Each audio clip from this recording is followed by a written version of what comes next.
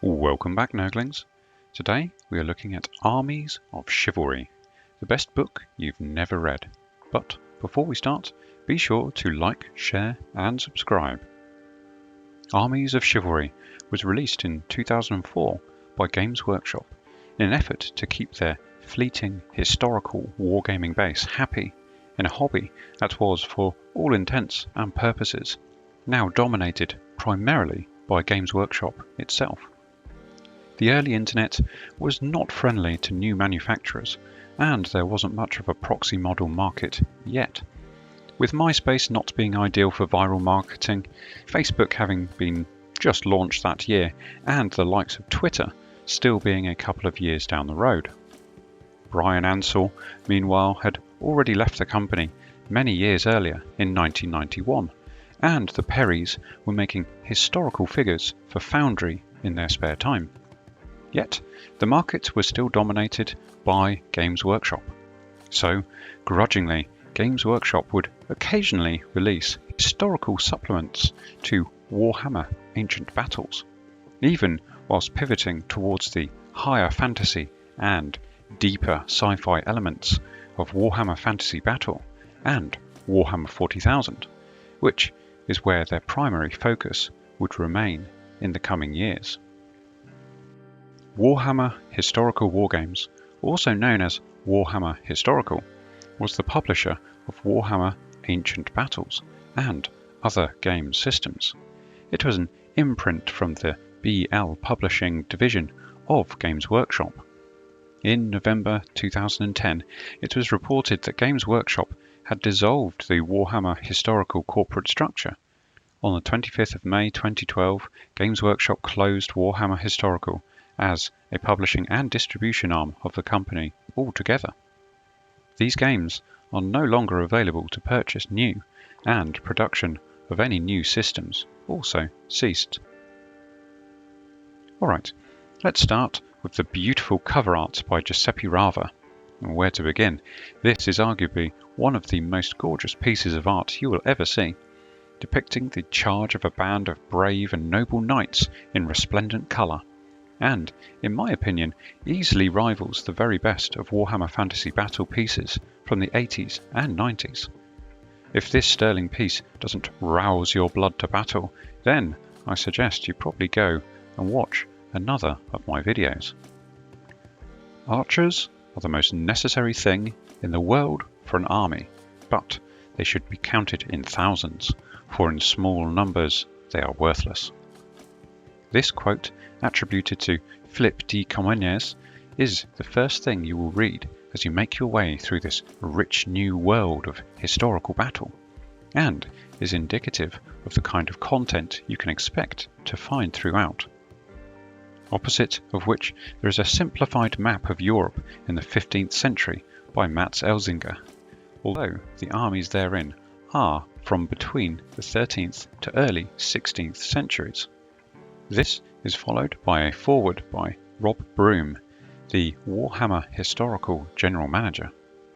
He explains the breadth and depth the book will be going into, mentions the now defunct warhammerhistorical.com website, and gives thanks where thanks are deserved. After which, there is a useful crib sheet that informs us about the enemies of each faction to allow realistic opponents to be chosen. Onwards to the general rules and clarifications. As already mentioned, this is a supplement to Warhammer Ancient Battles, and as such has some errata and updates that should be used in conjunction with the main rules system. It includes notes on almost everything, from troop types, cavalry, weapons and armour saves and war machines. With this in mind, we go straight into the 100 Years' War English, 1337 to 1453. Of particular note here is the English preponderance of longbows, a battle and indeed war-winning technological evolution of the bow.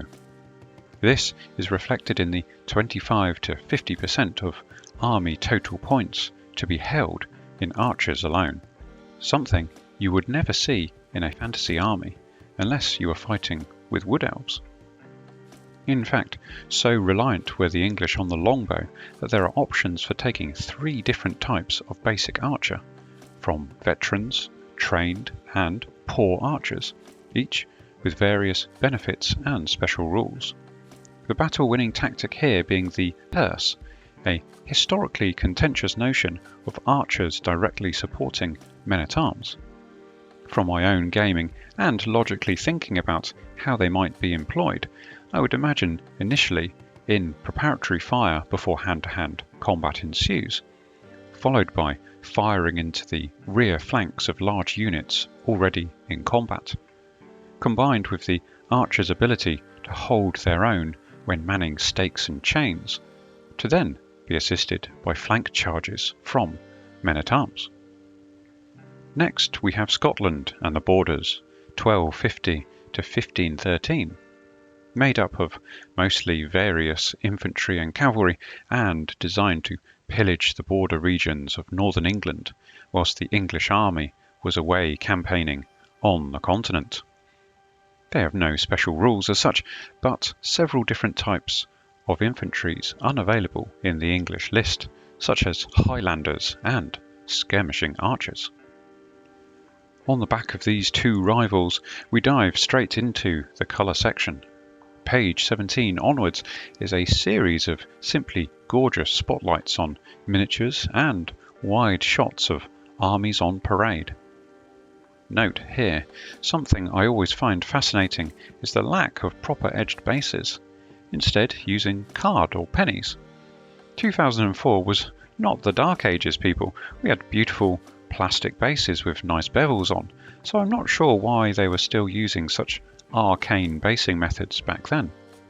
Also, I spy a lot of larger bases with multiple models on, a hangover from historical gaming in the past where armies were representative of much larger forces rather than physical individuals. Either way, these are some of the finest historical miniatures you are likely to find anywhere, and should be rightly applauded as such. If you are a fan of medieval banners, then there is also a colour photocopy section. Next up we have the 100 Years' War French, 1337 to 1445. Whilst somewhat underpowered in the early stages of the conflict, the French would hone their art of war into grand ordinances that constituted standing armies by the end of hostilities. They might be considered the closest to a traditional Bretonnian army in that their army composition should have between 25 to 75% cavalry. They also boast some interesting special rules, such as the Keeper of the Oriflamme, making units immune to panic, although creating a significant opportunity for the enemy to capture the battle standard. French knights also have arrogant pride in that they can automatically charge at the nearest enemy, something that might destabilize an otherwise carefully orchestrated battle plan. The French are followed by the Free Companies, 1357 to 1444, unemployed soldiers and bandits seeking to plunder the countryside. They have no special rules, however they are made up of infantry that are battle-hardened through France's numerous internal and external wars. They can field superior mounted and dismounted men-at-arms and sergeants. The Italian Condotta, 1320 to 1495. Large and expensive mercenary forces that try to utilize maneuver in battle to lessen their losses. They are probably something akin to the Dogs of War faction in Warhammer. These forces can field a plethora of different styled cavalry and infantry, from feudal knights and militia crossbowmen to mercenary bill and pikemen. If I were to collect another Warhammer army, it would most likely be an historical force such as this, but with some fantasy elements peppered throughout, such as the use of mercenary halflings and ogres. The Low Countries, early 14th century to late 15th century, today known as Belgium and the Netherlands, were able to muster great armies of well-equipped troops, typically in the defence of their homes against the aggressive French and Burgundians. These communal armies made great use of artillery, fielding large numbers of guns, with their special units being light artillery that is much more accessible than the other armies, and the use of English veteran longbowmen. The Holy Roman Empire, 1254 to 1519. Despite efforts to mould Germany into a cohesive state, the Holy Roman Emperor still only held nominal power. In the early period, Germany was still a frontier state. Then, during the expansion into the Ostmark, Eastern Marches, the German nobility became far wealthier and could start to build their own city-states, with standing armies of their own. This growing influence would lead to powerful leagues of trading cities that could carve out their own mini fiefdoms within the larger empire. As the period spans several centuries, the resulting armies have different compositions and thus different troop types available to them. They also have some special rules such as Verlerine hoof or skirmishing halberdiers or hand gunners in support of Landsknecht pikemen able to re-roll panic tests. Allies and mercenaries could also be led by heroic individuals and receive the appropriate benefits for doing so. The Teutonic Order, 14th century to late 15th century, used political manoeuvring to help them survive whilst using gallantry on the battlefield to make war on their pagan neighbours. They have powerful cavalry formations such as Rittenbruder, Ordensdiener and Crusader Knights, with a variety of special rules such as stubborn, first charge and impetuous. They also rather handily have stubborn infantry, which makes them all the more robust in a clinch. The Kingdom of Poland, mid-14th century to early 16th century, has heavy cavalry as their strength throughout the period, with light cavalry and infantry serving in supporting roles. Infantry was considered secondary, and at times armies consisting exclusively of cavalry were fielded. They have noble commanders and can take special units such as light artillery, wagon tabor and war wagons. Armies of Moldavia and Wallachia, 1330 to 1517, covering the period of the Romanian Principality's struggle for independence. At first against the ambitious Angevin kings of Hungary, and later against the expansionist Ottoman Turks. The Polish also had eyes on the region, as did the Crimean Tatars, who were a constant threat on the eastern border. Being surrounded geopolitically by enemies, Moldavia and Wallachia produced generals particularly adept in playing the terrain to their advantage, without which their small countries could not defend themselves against their larger neighbours. They field large mercenary forces and have special rules such as strategist, i.e. being able to place additional terrain, and hidden ambush forces. Armies of the medieval Russian states, 1276 to 1501, concerned mostly with defending against Mongol expansion and invasion during the 13th century, and the Teutonic Knights, Kingdom of Poland and the Grand Duchy of Lithuania, a particularly large region stretching from the Baltics to the Black Sea. They may use the special rule shield wall instead of moving, and can make good use of many different mercenary units from across the principalities.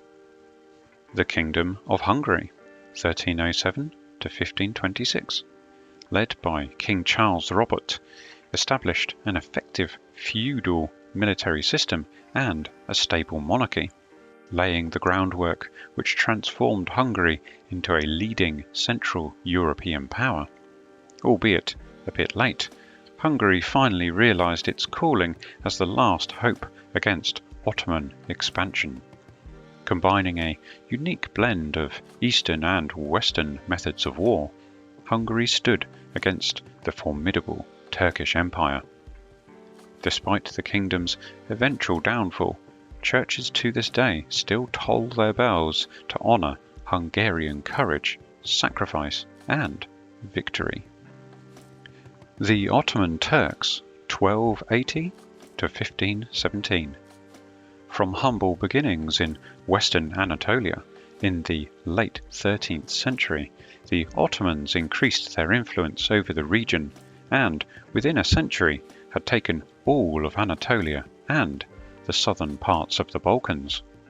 After defeating a combined Western force at the bloody Battle of Varna in 1444, the Ottomans finally sacked Constantinople in 1453. They then turned to southern Europe and would steadily advance even further into the European heartland over the centuries. Their armies can make use of several special rules such as Ottoman wagon tabors, Murtahan or marching bands, and the novel use of camels by infantry as shields against cavalry attack, as the destriers of the day would often refuse to charge these strange beasts. The Last Byzantines, 1204 to 1461. A group of small states dedicated to the preservation of Constantinople continued to fight its enemies throughout the latter period. The Latins in the west, the Seljuk Turks, and Ottoman Empire in the east. Byzantine armies from the 13th century bore little resemblance to those of their predecessors, consisting mostly of mercenaries. The last Byzantine armies were almost solely Byzantine in name alone. To replicate this, their standing armies were very small and, as such, almost entirely made up of permanent mercenaries. Armies of the Hussites, 1419 to 1471. At the beginning of the 15th century, Bohemia was quite literally a smouldering powder keg filled with religious, ethnic, and economic discontent between its inhabitants. The wealthy Catholic Germans and the poor, repressed, reform-minded Slavs. The spark was provided by the judicial execution of Protestant reformer John Hus in 1415, a martyr to his beliefs after the Holy Roman Emperor Sigismund failed to live up to his promise of safe conduct. This resentment flared into open rebellion led by Jan Žižka, a veteran of the era's most memorable battles, who moulded the Hussite peasantry into an incredibly efficient war machine. The Swiss, 1422 to 1522, were able to defeat Charles the Bold and his ordnance army by using excellent quality troops, superior numbers, and Charles's own tactical blunders. The rest of Europe, meanwhile, would continue to search for the solution to the famous Swiss phalanx. Their special rules include cantonal standards, allowing re-rolling of failed break tests and conferring a +1 combat result. They also have command by committee to represent their decentralized military structure, and can field strong captains in their formations rather than mere unit leaders. French Ordnance Armies, 1445 to 1503. In 1445, the French king ordered the building of a standing army. A total of 20 companies were raised of 100 lances each. These lances were comprised of 6 mounted men, a man-at-arms, a page, a custilier, and 3 archers, the members of which swore an oath of allegiance to the king. These troops were supplemented by semi-regular infantry force comprised of native archers and crossbowmen, heavy infantry, and mercenaries. The importance of French archers declined in the period as they were held in poor regard for their unreliability. late medieval Burgundy and Burgundian ordnance, 1453 to 1477. Led by Charles the Bold, entailed an impressive mix of the greatest celebrated soldiers of Europe at the time. English longbowmen, French gendarmes, Low Country pikemen, and an impressive artillery train. Unfortunately, the army never lived up to its potential, hammered by the Swiss alliance in a series of 3 great battles, and was swept from history, along with Charles himself at the blade of a Swiss halberd. The army uses special rules in the form of special formations from several different armies. War of the Roses English, 1455 to 1487. This relatively short-lived force was made up of several mercenary regiments from the continent, as Edward IV re-attempted to assert his dominion over England. Special rules include mixed order, where units may use differing styles of battle within a formation. And with that, we draw to a close the army lists of the age, each being unique in its own right, characterful and historically interesting. The final hurrah is the further information page that details various works referenced for historical accuracy. References several magazines such as Wargames Illustrated, Miniature Wargames, and Wargames Soldiers and Strategy. Not only this, but for those of you familiar with Games Workshop today, you might be surprised to learn that many of the miniatures featured throughout the book are from Old Glory, Front Rank, Foundry, Essex, Perry, Gripping Beast, as well as Games Workshop itself, something that you would never see today in the acknowledging by Games Workshop of any other manufacturer. Of note too is the inclusion of the Wargames Research Group alongside Osprey Publishing, a regular collaborator with Games Workshop. Finally, there is a mention of some societies such as Lance and Longbow, Warhammer Players Society, and WAB List and WAB Medieval Battles, and other Yahoo discussion groups. Gosh, we really are showing our age now, aren't we? Do Yahoo groups still exist? I don't even know. So there we have it, Armies of Chivalry, the best book you've never read. What more can I say? This was a fantastic romp through history with some great miniatures and gorgeous artwork. If you haven't got a copy of this tremendous piece of wargaming history, I highly recommend you pick up a copy from eBay alongside any number of the other Warhammer historical tomes. And with that in mind, remember to like, share, subscribe, and thank you very much for watching. Au revoir, mon ami.